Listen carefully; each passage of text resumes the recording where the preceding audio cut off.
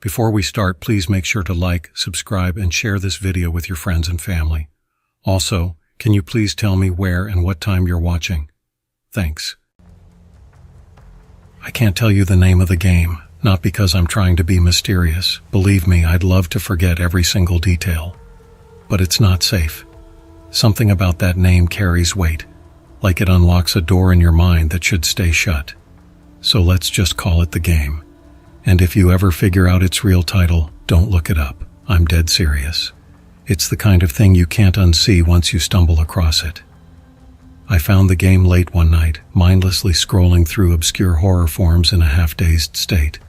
I was bored, chasing that familiar adrenaline rush, urban legends, cryptic websites, spooky countdowns. There's always talk about the dark corners of the internet where things get weird, but most of it is just hoaxes or pranks. I had grown numb to it, craving something truly unsettling. Then I found a thread. No images, just text. The subject line simply read, "I played it. Now I can't sleep." No context. The post itself was short, frantic. It mentioned a game that watches you as you play, doing impossible things to your screen. The final line sent a shiver through me. Don't try it. People see the shape behind your eyes after you do. That last part didn't even make sense, but it unsettled me. I was too curious. A user in the comments had posted a link. No warnings, no instructions. I clicked it. I don't know what I expected. Maybe some low-effort indie jump-scare fest or an unfinished prototype. Instead, a black screen appeared with blinking text. Press any key to begin. The website was bare bones, just white text on a black background. No flashy design. My room felt eerily silent as I hesitated, then tapped the spacebar. At first, nothing elaborate happened. Just an old-school ASCII title, which I refused to repeat. Then the game asked for permission to access my camera. I froze. That was weird. But I'd seen experimental art games do this before, capturing live reactions. Against my better judgment, I clicked Allow. My webcam's tiny LED flickered on. A message popped up. Now I see you. A surge of unease gripped my stomach. It was just a line of code, I reminded myself. Then the screen asked for my name. I typed it. The game displayed it in bright red letters, then asked, "Are you sure you want to play?" I hesitated, but I was already too deep in the curiosity trap. I pressed yes. I wish I had closed my laptop right then. The first level was simple, just a text prompt. Find a quiet place, turn off the lights. I was already in my dark bedroom, so I typed yes. The screen blinked. Good. Then, name something you fear. I frowned, heart beating faster. A classic cheap horror trick. I typed the first thing that came to mind, heights. A new line appeared, letter by letter. Is that truly your worst fear? I exhaled.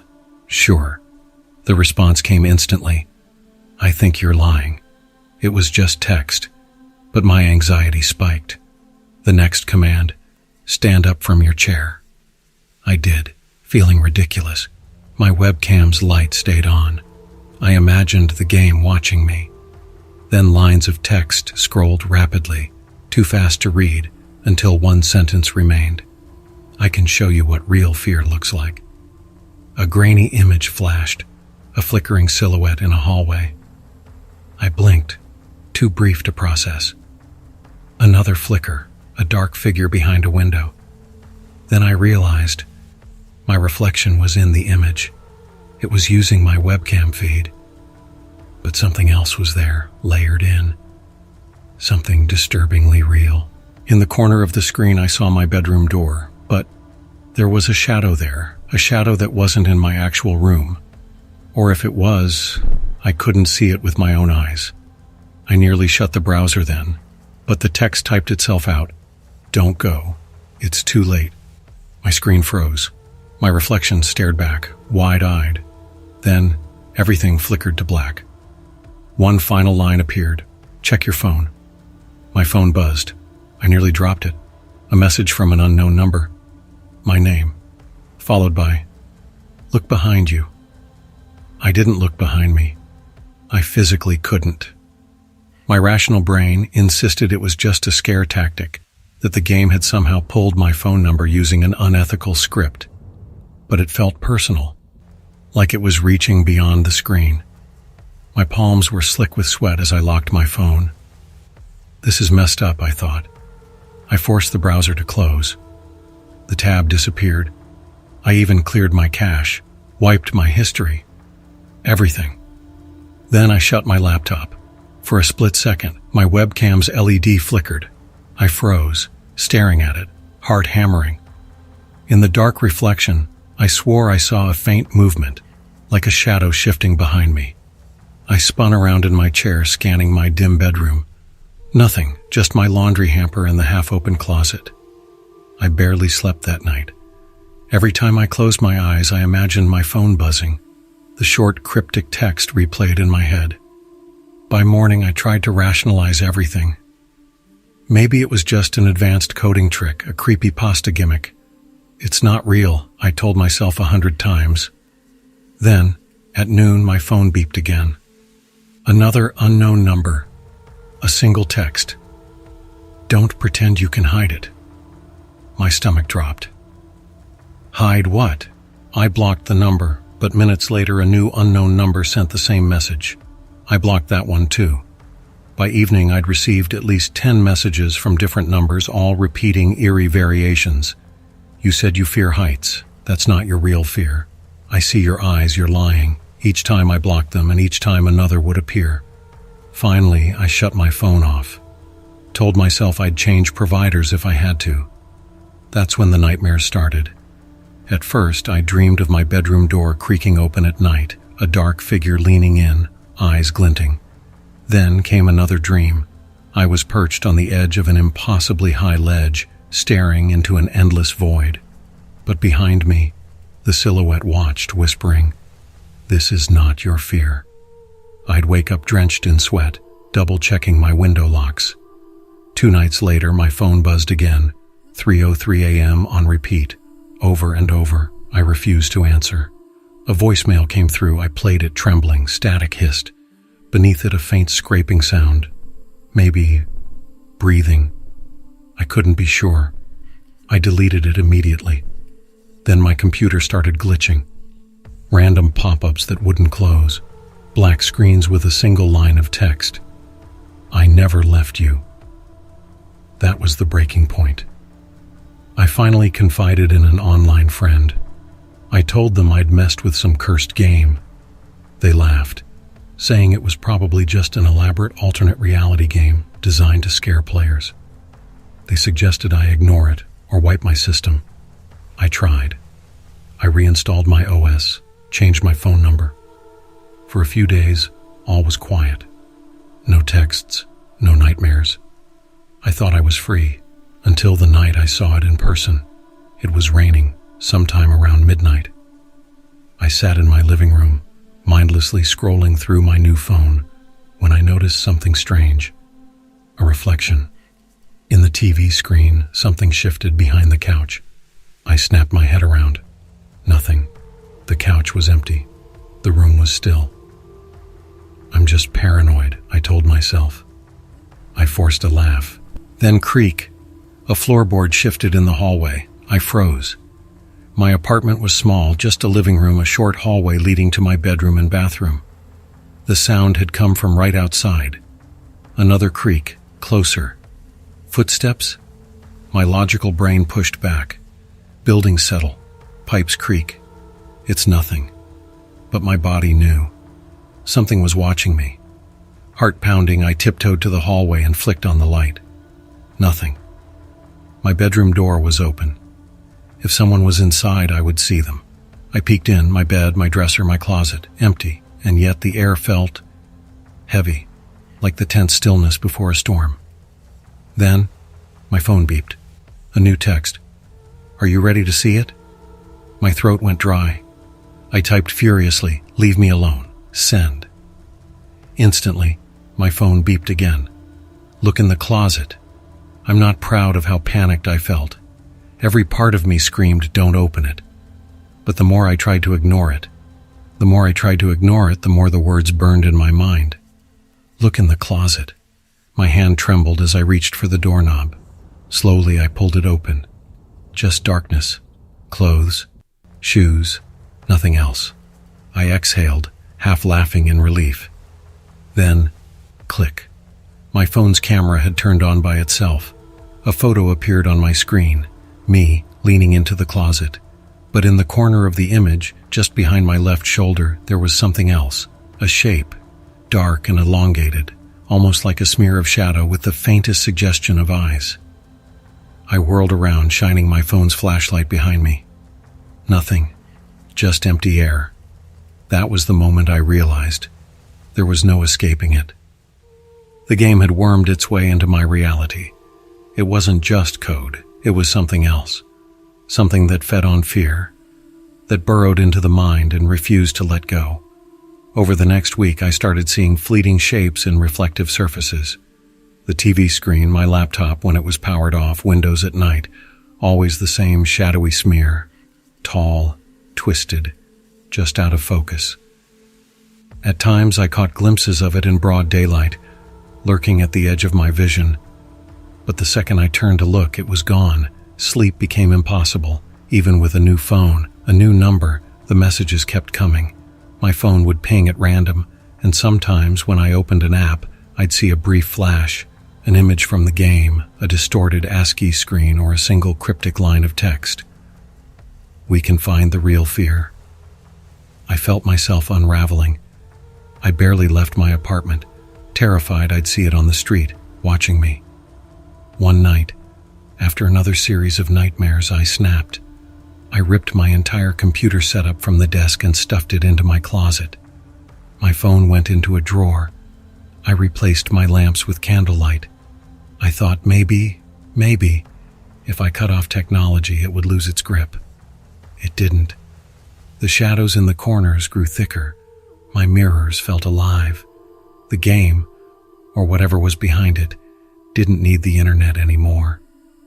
It had me. Desperate, I borrowed a friend's laptop and emailed the original forum user. How do I break this? I was on the edge of panic, my hands shaking as I typed. No reply. Later, I found another post mentioning that the user had disappeared weeks ago. Great. No leads. The next morning, I woke to find a single piece of paper slipped under my apartment door. Scrawled in thick black marker were the words, "It's not just code. You must face your real fear." I nearly lost my mind. My real fear? Not heights. Something deeper. I had an idea. Loneliness. Or maybe the thought that none of this was real. Or worse, the fear that all of it was real. The note gave no further clues. I grew reckless. Nights blurred into days. Exhaustion hollowed out my body. The entity, the game, the thing became bolder. I felt it watching me from the corners of my bedroom. At night, I swore I heard it breathing near my pillow. My phone, still stuffed in the kitchen drawer, would vibrate occasionally, and each time a jolt of terror shot through me. But I refused to check. Then, in a moment of delirious bravery, I turned my laptop back on. The second it booted up, the screen flickered black. A message awaited me. "Let's finish what we started." My fingers trembled over the keyboard. "What do you want?" I typed. The screen glitched, then scrolled a reply. "Your truth." Tears burned my eyes. "I don't understand," I typed. The response came immediately. "You do. This is your final level. Surrender." My webcam light flickered on. My own face stared back at me on the screen, pale, bloodshot eyes. And behind me in the reflection, a shape, a silhouette. It was moving. "What do you want me to do?" I whispered. A new line appeared. "Admit your real fear." I didn't want to, but I had no choice. With shaking hands, I typed, "I fear I'm truly alone, that no one can help me." The words repeated on the screen. Then, "And do you accept that?" I was sobbing now, raw, hollowed out by isolation. "Yes," I typed. The screen flickered. The silhouette behind me twisted. Then, for the first time, it began to crawl out of the screen. It was tall. Its face was just a shifting smear, as if it had no features. The sight triggered every alarm in my brain, but I held my ground. A final line appeared on my screen. "If you see it, then it's real. Embrace it." I tried to move, but my legs felt paralyzed. The darkness thickened, creeping up the walls, swallowing the room in a suffocating black void. It wasn't just shadows, it was something else, closing in, erasing the space around me. Another message blinked. "Look closer." I couldn't stop myself. My gaze locked onto the thing at the foot of my bed. My phone's dim glow caught glimpses of its surface, wet, shifting darkness where a face should be. It wasn't content with illusions anymore. It had come for me. "Stop," I croaked, my voice cracking. My phone beeped. The text on screen pulsed, jagged and frantic. "This is your truth." The shape loomed closer, blocking out the last traces of light. A foul stench hit me, like grave dirt, damp and rotten. Then, without warning, it reached forward. Long, bony fingers dragged across my sheets. I scrambled backward, limbs tangling in the covers, but there was nowhere to go. One last message glared from my phone. "We finished together." And then, everything happened at once. The shape's arm lashed out, seizing my wrist with impossible strength. Panic surged through me. This isn't real. It can't be real. No software, no website could physically touch me. But it had. I opened my mouth to scream, but a numbness spread through my jaw, clamping it shut. The shape leaned closer, blotting out my view of the room. Its presence was suffocating, overwhelming. A damp breath brushed my cheek, thick with decay. I gagged on the scent. Tears blurred my vision. My phone flickered, one last burst of text flashing against the screen. "Welcome to the final level." There was no time to process. The shape moved, its entire form twisting, stretching, swallowing me in an inky, suffocating shroud. Then, everything, the game, the images, the messages, exploded inside my head. The hallway from the game, the reflection of my bedroom door, the endless text prompts burning across my vision in a rapid, chaotic montage. It was inside my mind, absorbing me. My thoughts, my fears, everything. I struggled, but it was like fighting through tar, my strength useless. Somewhere, at the edge of my fading consciousness, I heard it. A high-pitched whine from my phone speaker, continuous, piercing, like the device was screaming for me. The shape's grip tightened. The floor vanished beneath me. I was falling.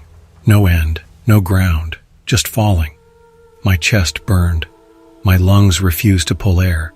The last thing I saw was my phone's screen, flickering, then fading, cracking under the creature's grip.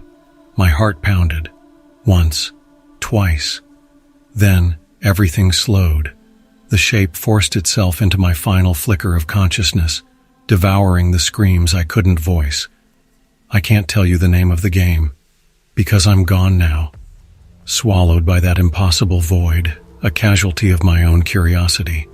All that remains is this final confession, spoken by a trembling voice that is no longer mine, a warning that you won't heed. And if you're hearing these words, it might already be too late. All I can say is, I'm sorry.